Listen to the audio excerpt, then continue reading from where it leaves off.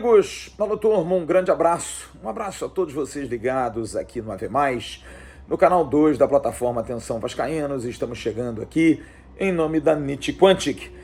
Espero que você tenha um bom final de semana e que também tenha um bom domingo. Bom, acabou o sonho para o Botafogo e agora está confirmado, dia 12, o Vasco da Gama vai a Brasília enfrentar o Botafogo num jogo de reabertura do Campeonato Brasileiro. A expectativa é grande, vamos ter já um adversário que esteve no Mundial e que conquistou ótimos resultados, fez boas partidas, principalmente a vitória em cima do campeão europeu, o Paris Saint-Germain. Mas a gente tem que se preocupar com o Vasco. E o Vasco, pelo menos dentro de campo, com o Fernando Diniz, me dá uma expectativa pelo técnico. Os jogadores precisam melhorar, precisam manter uma regularidade, porque jogaram muito bem contra o Fortaleza, tiveram um bom jogo contra o Bragantino, perderam muitas oportunidades, mas acabaram não conquistando a vitória, e também tiveram um jogo maravilhoso contra o São Paulo. Mas esse time precisa realmente mostrar uma continuidade, uma regularidade para trazer ao torcedor cruzmaltino uma certeza que as coisas estão melhorando.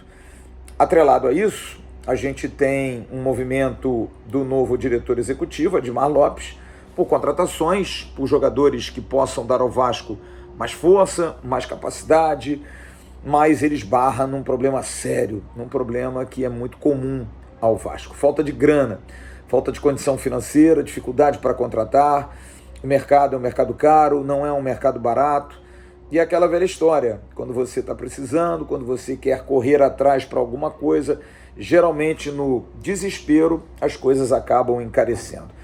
E é o que está acontecendo. O Vasco, apesar de ter um time de 1 a 11 bom, mas precisa reforçar, precisa ter mais jogadores de qualidade para buscar coisas maiores nessa temporada que vem.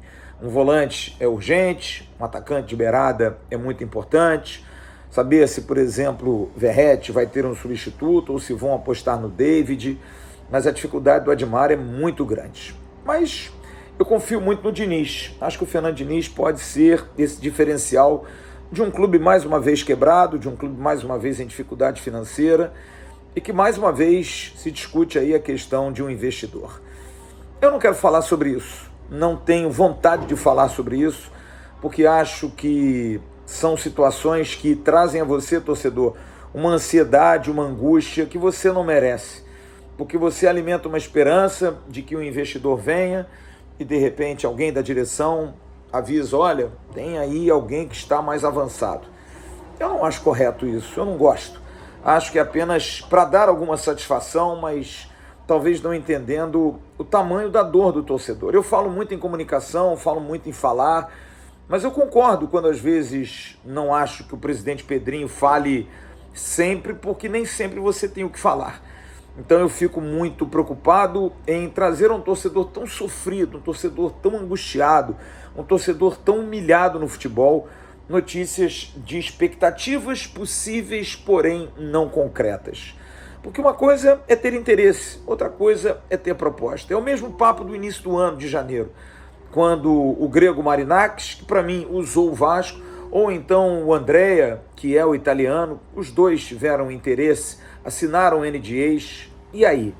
Um clube que vive uma dificuldade muito grande na área jurídica, é uma dificuldade para a arbitragem, não consegue se indicar um nome para fazer essa arbitragem, que foi escolhida e colocada num contrato para ser célere.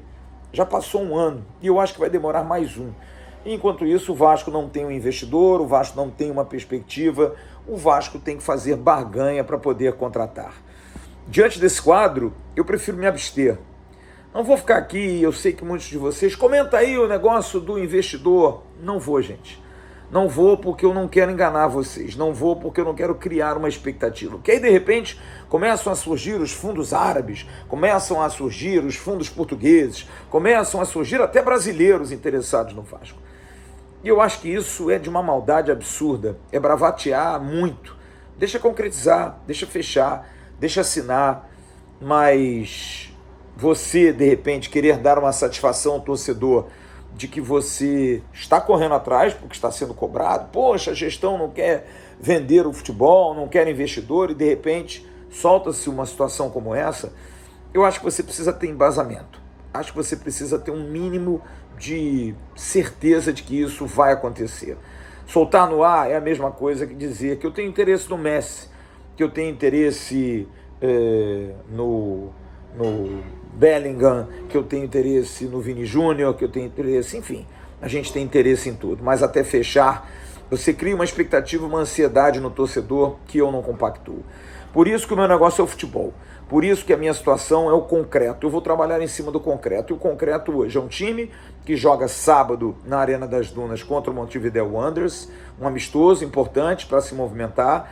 A gente vai ver a evolução de um time que está saudável, de um time que não está no DM, de um time que teve condição de se recuperar, de um time que está se entrosando a cada dia, melhorando a cada dia, mostrando entrosamento dentro e fora de campo. Os jogadores vão passar férias juntos, depois tem um churrasco dentro do CT, mostrando que há um ambiente positivo, e em cima disso a gente tem que se basear. No dia 12 a gente começa uma grande maratona, uma dificuldade grande, jogos atrás de jogos. Daí a minha preocupação em relação ao elenco, para a gente poder manter isso. A gente não pode ter apenas 11, a gente precisa ter pelo menos 16, 17.